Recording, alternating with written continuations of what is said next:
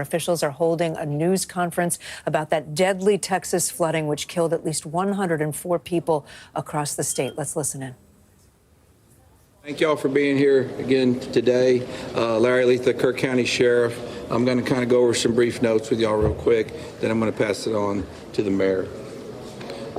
Hundreds of first responders remain along the Guadalupe River in Kerr County working to reunite families.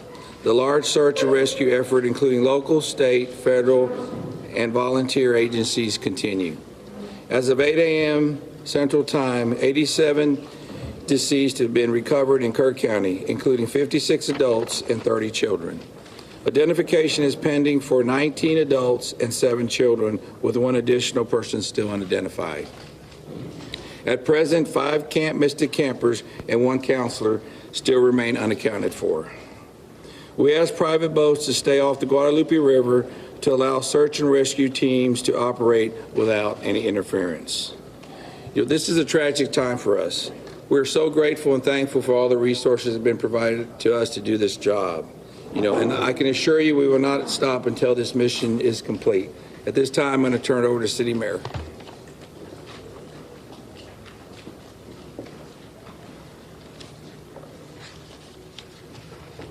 Thank you for being here. I'm Joe Herring Jr. I'm Mayor of the City of Kerrville. I want to reassure our community and those families that the city, the county, the state, and the federal experts are working together, not separately, but as one team. If you go inside the Emergency Operations Center, you don't see silos. You see one team. I want to talk briefly about in-kind donations. The outpouring of generosity has been tremendous, and we are grateful. We are working on a new system to accept donations. And when those plans are complete, we will post them online on the city's Facebook page. We are grateful. We need a new system to handle the generosity of the world. Financial donations can still go to communityfoundation.net. That's the community foundation of the Texas Hill Country. Again, we are grateful for the generosity of the world. Over and over, I've asked you to pray. It occurred to me that I haven't asked you for what to pray specifically. Please pray for those who mourn, for those who wait, and for those who help. Now I'd like to call on Lieutenant Colonel Ben Baker.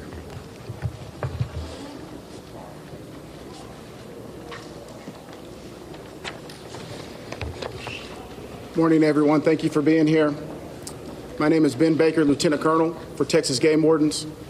I'd like to start out by thanking the Mayor, Sheriff, Chief, our local state partners, Texas Department of Public Safety, and the many others that have responded to this tragic event. We as Texas are strong, and together we face adversity. Your Texas Game Wardens responded in the early mornings of Friday to this tragic event, along with many other local and state partners. Since the early mornings of Friday, your Texas Gamers have had over 300 game wardens in the area, serving the people of the state of Texas and the citizens of Kerr County. Among that, we've searched 26 river miles since the tragic event has started. We've had approximately 444 rescues, 30 recoveries. Some of our resources and assets we have dedicated to this tragic event include 2 helicopters with hoist teams, 12 drone teams, 10 K9 units, 9 swiftwater boat crews, 15 airboats, 16 UTVs, and 169 four-wheel drive vehicles. Your Texas Game Wardens will remain here and serving the community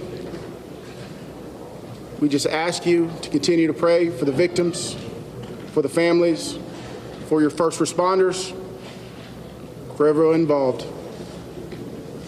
We'll open it up now to questions. If anybody has any. Can you talk about how challenging it is for you guys in the mud, the big trees? What's been like the different terrain? No, thank you for that question. Extremely challenging. You know, we've got, of course, your Texas game wardens out there, your local, your state partners, Texas Task Force 1. We've got the National Forest Service out there.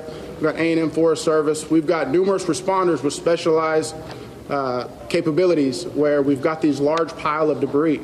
And with our canines and you know, when we're trying to make these recoveries, these large piles can be very obstructive.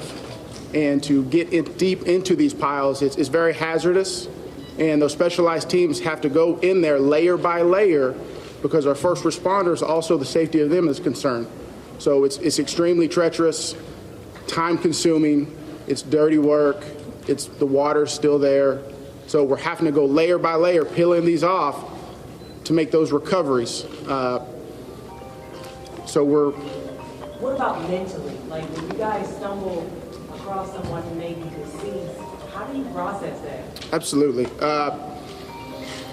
We process it the best we can. We have professionals in place, our crisis intervention team. All the agencies have some members representing there.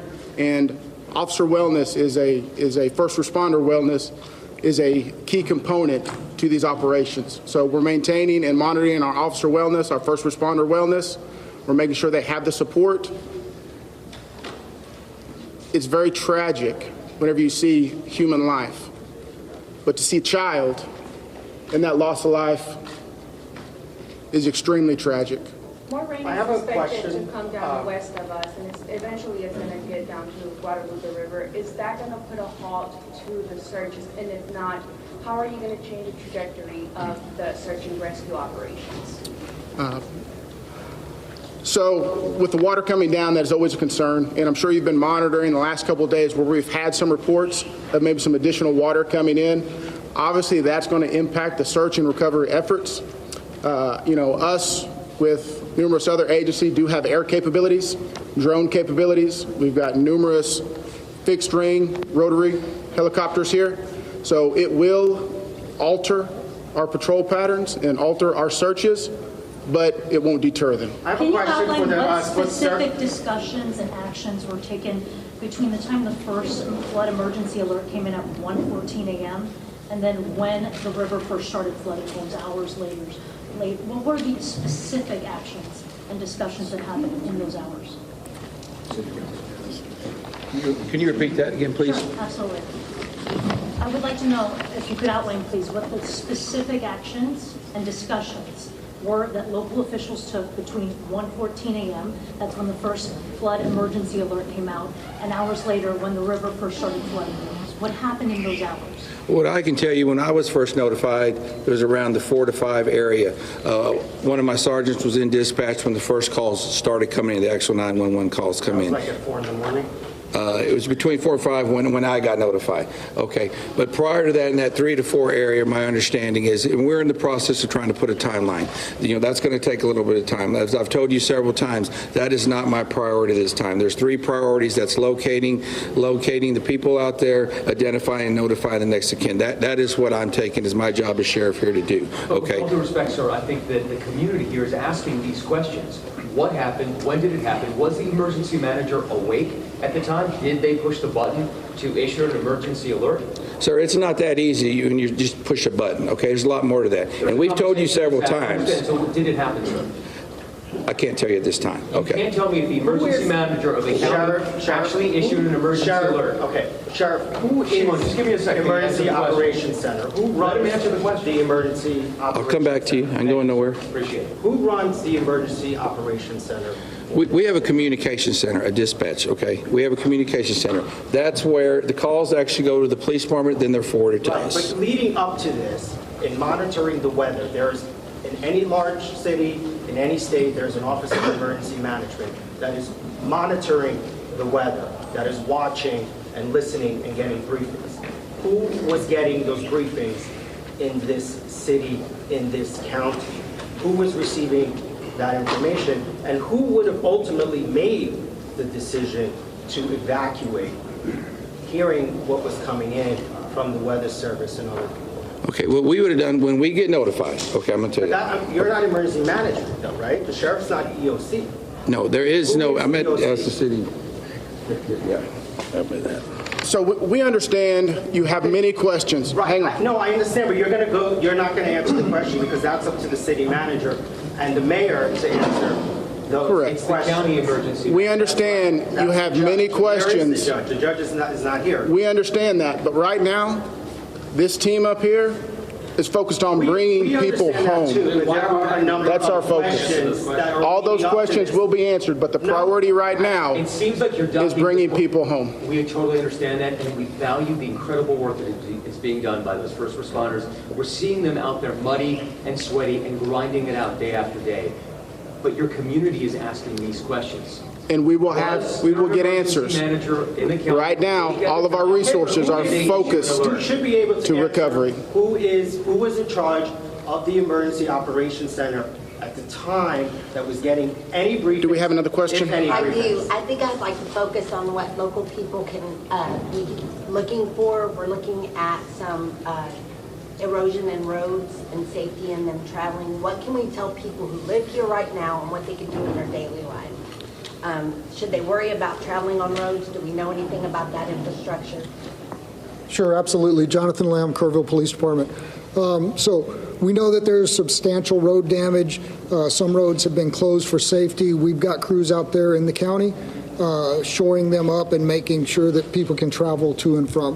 What we're asking for the public to do to assist us is if they believe that they have seen someone, a victim, notify emergency services. Call 911, let us know, or use our non-emergency numbers, area code 830-257-8181. Contact our dispatch team and we will send officers out there. We also ask folks to limit their travel. Our first responders have had a very difficult time getting to where they need to go because of the amount of people who are flooding our roadways. We understand there's natural curiosity. People want to come here and see the flood damage. Now is not the time for sightseeing. This operation is ongoing and continuous, and it will continue. I've got time for one more question.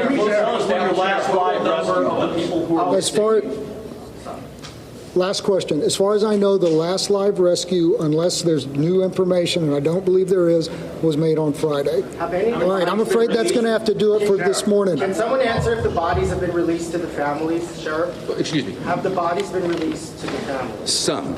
I mean, they're at autopsy. You're still missing. We have an estimate among the general population, not just the girls from Mystic, even just credible reports. Is it hundreds still? Is there any estimate among the general population of how many people are missing? No. I've told y'all several times, it's hard to know that number. No, we don't. I know the numbers that we have found, and that's all I know. You still don't want to tell us who is All right, so we're going to continue our operations. The next time that we're going to be in front of y'all will be at 5 p.m. right back here.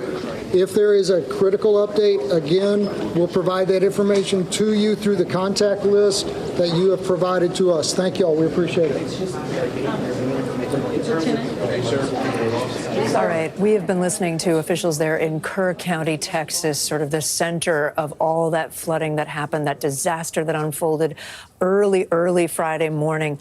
A couple of headlines from this. 2 more children, unfortunately, have been recovered deceased. That brings the total number of children killed in Kerr County to 30 and 56 adults in that county. A lot of questions you heard there about who was in charge of the emergency response overnight into Friday morning. Not a lot of answers. They want to focus right now on the rescue efforts that are still underway. One official there calling it extremely challenging to work in the conditions that they're working in. 5 campers and 1 counselor from Camp Mystic are still missing. They also said that more than 440 rescue operations have taken place since the flooding began. Officials, though, deflecting those questions that came about who exactly was in charge of the disaster alert system at that time, saying the priority is still bringing people home and that those questions will be answered down the road. That will conclude our live coverage for this moment. We'll return you now to regular programming already in progress.